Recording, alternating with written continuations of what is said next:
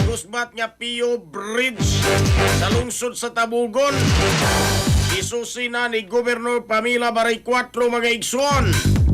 Detalye sa report sa iron nato kini pinagi sa pagpamati ni Katropa Grigi Magdadaro. Live report.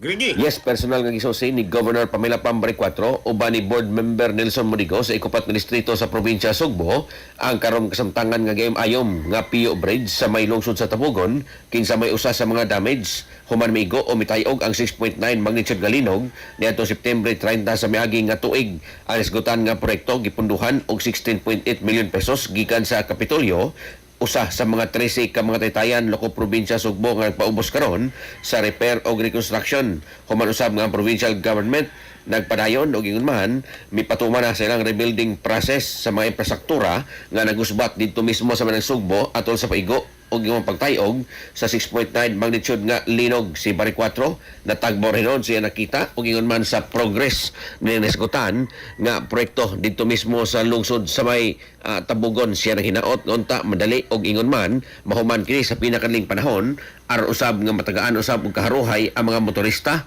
o mga residente sa ilang pag-agi pagbalik sa nasgutan nga taytayan.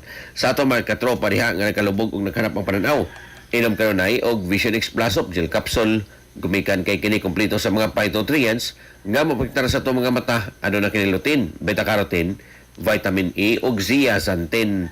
Alang sa Pilipino para sa Pilipinas, kinang katropa Gregi Magdaro, XFM News. XFM report. Cellphone Plus Gold. Mapalit sa mga butika sa inyong lugar.